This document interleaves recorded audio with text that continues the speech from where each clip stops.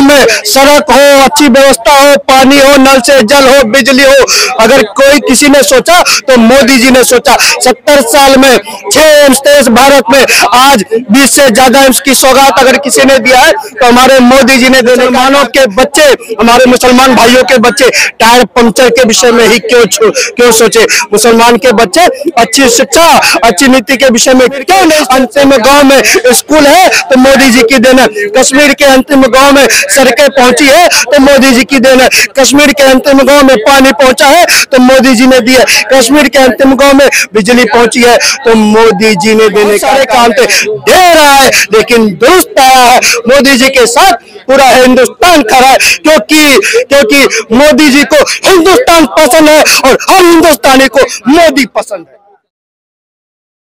Madam, आम नागरिक होने के नाते की बात कर रहे हैं तो देश के सदियों से मांग थी, देश के दशकों से मांग थी कि इस वक्फ बोर्ड में जो लापरवाही बरती जा रही है, इस वक्फ बोर्ड में जो लूट खसोट हो रही है, इस वक्फ बोर्ड के नाम पर गरीब मुसलमानों को दबाया जा रहा है, कुचला जा रहा है, उनके हक को मारा जा रहा है। और उन महिलाओं की मांग थी, पासमानदा समाज के मुसलमानों की मांग थी, गरीब मुसलमानों की मांग थी, गरीब तबके के लोगों की मांग थी, और उस मांग को पूर्ण करने का काम यशस्वी प्रधानमंत्री मोदी जी ने किया है। क्योंकि मोदी जी ने कहा था प्राचीन देश के लाल किले से कि सबका साथ सबका विकास, और सबका साथ सबका विकास की परिभाषा को अगर किसी ने पूर्ण किया है तो हमारे यशस्वी प्रधानमंत्री मोदी जी ने करने का काम किया है। तो जाकर देखिए, 370 भी हटाया, 3 तलाक को भी हटाया, अब वक्फ बोर्ड में संशोधन करने का भी काम किया। आज आप उनसे पूछिए ना, जो वक्फ बोर्ड की बात करते हैं, तीसरी सबसे प्रॉपर्टी है मैडम वक्फ बोर्ड की।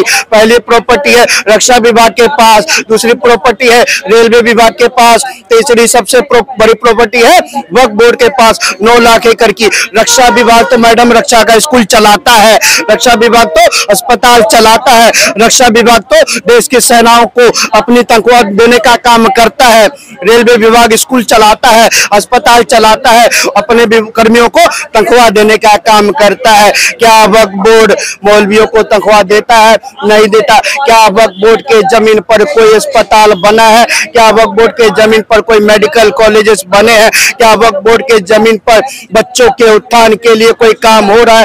क्या वक्फ बोर्ड के जमीन पर मुस्लिम महिलाओं के उत्थान की चर्चा होती है या उस पर कोई काम किया गया? नहीं किया गया। केवल जहां आर्टिकल 40 के तहत जहां हाथ रख दो वो हमारा, और मोटा किराया वसूलो। 9 लाख एकड़ में 1 करोड़ का मुनाफा बताते हैं। अमित शाह जी ने कहा ना कि भैया जहां 12,000 करोड़ का मुनाफा होना चाहिए, 12,000 करोड़ का, वहां 1 करोड़ का मुनाफा दिखाते हो।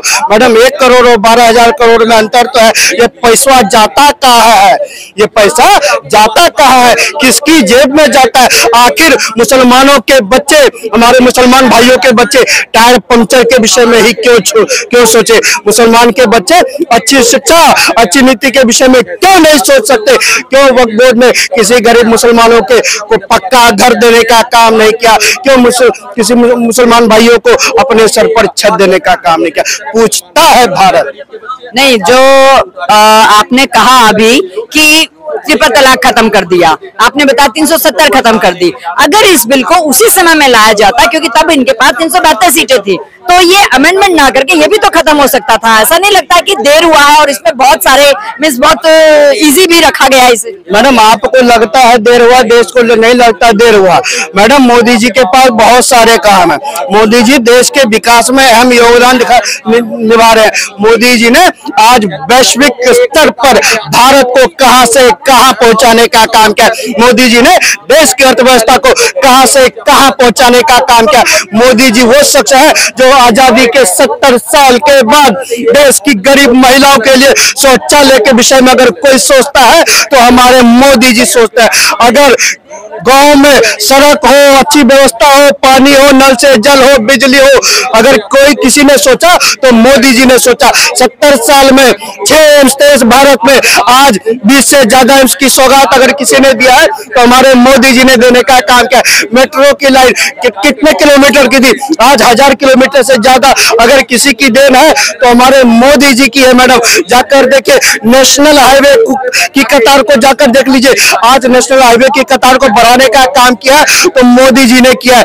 कश्मीर से लेकर कन्याकुमारी तक, आज कश्मीर के अंतिम गांव में स्कूल है तो मोदी जी की देन है।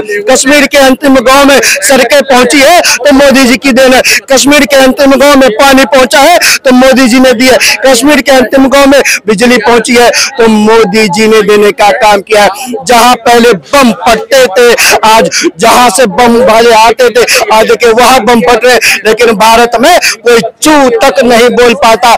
मैडम जी, चाहे सुरक्षा हो, चाहे शिक्षा हो, चाहे अर्थव्यवस्था हो, चाहे सर पर छत हो, चाहे मुफ्त राशन की योजना हो, आयुष्मान की योजना हो, महिला सम्मान की बात हो और देश की अर्थव्यवस्था की बात हो, हर बात पे मोदी जी ने अपने को नंबर 1 दिखाने का काम किया है। और वैश्विक पटल पर भारत का जो दबदबा होना चाहिए, आज भारत की बात अमेरिका भी सुनता है, भारत की बात वैश्विक पटल पर सुनी जाती है। तभी भारत ने जो योगा दिवस मनाया अपने दम पर, और भारत वैश्विक पटल को मानना पड़ा कि हम योगा दिवस पूरे विश्व में मनाएंगे। ये मोदी जी की देन है मैडम, ये मोदी जी की देन है। जाकर देखिए ना, सबसे बड़ा रेलवे ब्रिज बनाने का काम, सबसे बड़ा टनल बनाने का काम, जिस दिल्ली में आप पढ़िए, चले जाइए प्रगति मैदान के पास, जाकर देखिए किस तरह से दिल्ली को बदलने का काम किया, हर तरफ बदलने का काम किया।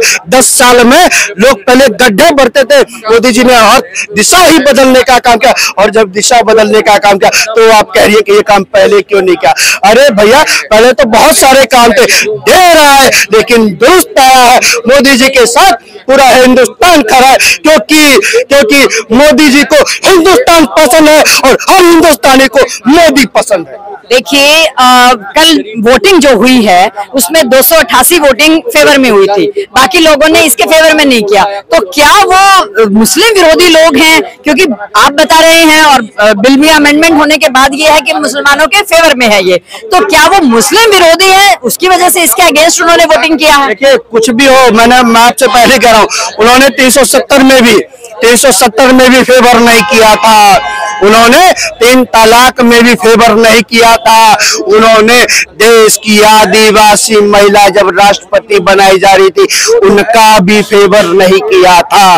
तो मैडम, साफ है, मुझे बताने की कोई आवश्यकता नहीं वो किसका फेवर करते हैं, किसका फेवर नहीं करते हैं। सीधी बात है, आप भाजपा का विरोध करते करते भारत का विरोध करने लगे, लेकिन ये बर्दाश्त योग्य नहीं। भारत माँ का लाल, भारत माँ का बेटा मोदी बैठा है देश की गद्दी पे, देश को न झुकने देगा, न बिकने देगा, न लूटने देगा।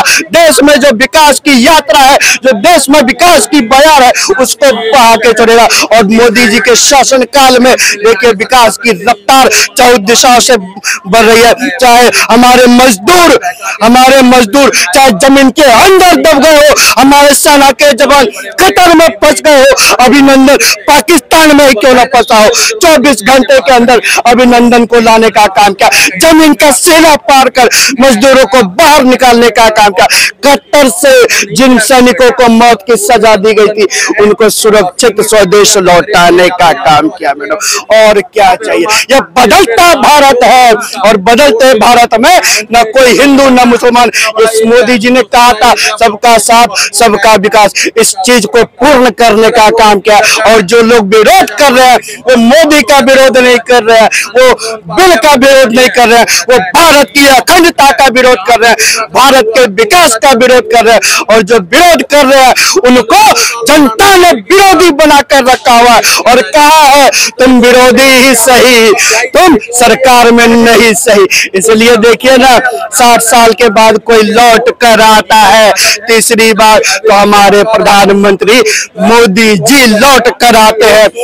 3 बार में वो 100 का आंकड़ा नहीं छू पाते, चाहे 14 हो, 19 हो, 24 हो। 240 सीट 2024 में आई, उतना वो नहीं छू पाए। मैडम जाकर देखिए, 100 साल पुरानी पार्टी 2024 में 100 का आंकड़ा नहीं छू पाई।